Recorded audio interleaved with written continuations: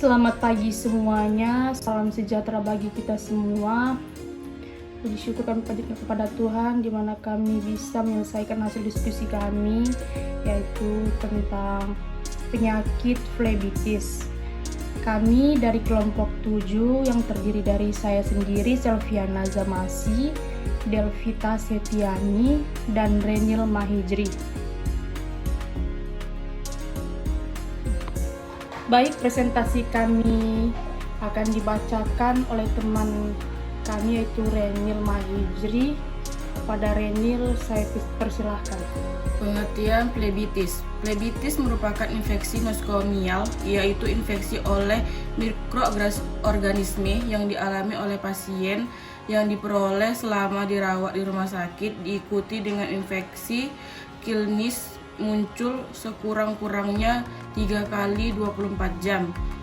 Flebitis dikarakteristikkan dengan adanya kemerahan pada area tusukan, nyeri, bengkak, pergeseran atau indruasi, pergeseran sepanjang vena, dan panas.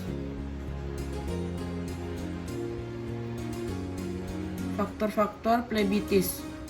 Faktor petugas, yaitu petugas kesehatan yang belum mempunyai pengetahuan yang optimal tentang terapi infeksi. 2. Yang bekerja tidak sesuai dengan prinsip aseptik dan antiseptik. 3. Tidak menaati prosedur kerja yang berlaku pada unit perawatan dan penggunaan alat-alat kesehatan yang berlaku pada unit perawatan dan penggunaan alat-alat kesehatan yang tidak memenuhi standar sterilisasi. Dampak flebitis. Dampak bisa muncul bila perawat tidak melaksanakan tindakan keperawatan seperti terapi intravena secara benar sesuai prosedur tanpa memperhatikan risiko penularan infeksi yang dapat ditimbulkan, dan tindakan invasif tersebut seperti infiltrasi flebitis, tromboflebitis, hematoma, emblio udara, demam, dan infeksi.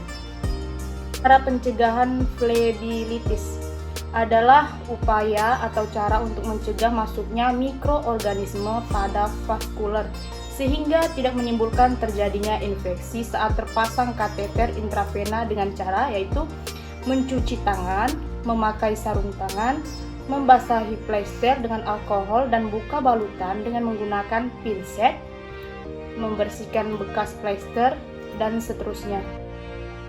Oke, baik, presentasi selanjutnya akan dibacakan oleh teman saya yaitu Delvita Setiani. Kepada Delvita saya persilahkan. Baiklah, saya Delvita akan melanjutkan presentasi yang telah dibacakan oleh kawan saya. Peran tenaga kesehatan dalam pencegahan flebitis, yaitu dengan cara meningkatkan perilaku perawat tersebut bisa ditempuh dengan berbagai cara, misalnya Basset Blend Learning Program. Simulasi Basset Blend Learning Program merupakan metode simulasi dengan dua metode, yaitu metode online sama metode offline. Selanjutnya, proses terjadinya flebitis. Selanjutnya yaitu proses terjadinya penyakit flebitis. Penyakit yang diderita pasien dapat mempengaruhi terjadinya flebitis.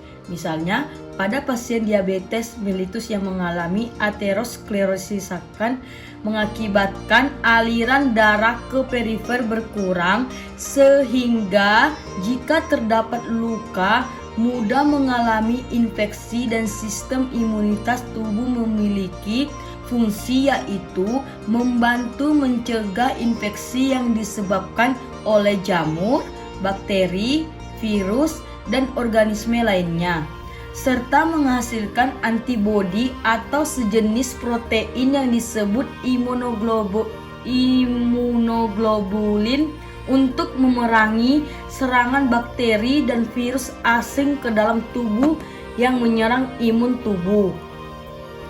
Kesimpulan dan saran. Disimpulkan faktor yang paling dominan mempengaruhi terjadinya plebitis adalah lama pemasangan kateter. Oleh karena itu, peneliti memberikan saran sebagai berikut. Perawat harus mempunyai pemahaman secara lengkap tentang terapi intravena. Perlu adanya protap rumah sakit tentang terapi intravena dan perawatannya. Penggunaan skala plebitis menjadi sesuatu yang penting untuk memonitor dan mencatat plebitis. Prosedur dalam bentuk program untuk meningkatkan kualitas tersebut melalui pelatihan dan simulasi diterapkan di rumah sakit dalam rangka untuk meningkatkan kualitas perawat. Program ini diharapkan terlaksana secara berkala dan dimonitor agar berjalan efektif. Metode Based Blend Learning Program adalah salah satu contoh program simulasi yang bisa diterapkan untuk perawat di rumah sakit. Program kebijakan rumah sakit agar bisa terus dikembangkan secara berkelanjutan. Sekian dari presentasi kami, saya berikan kepada moderator. Baik, seperti ini contoh gambar yang terjadinya pada penyakit plebitis.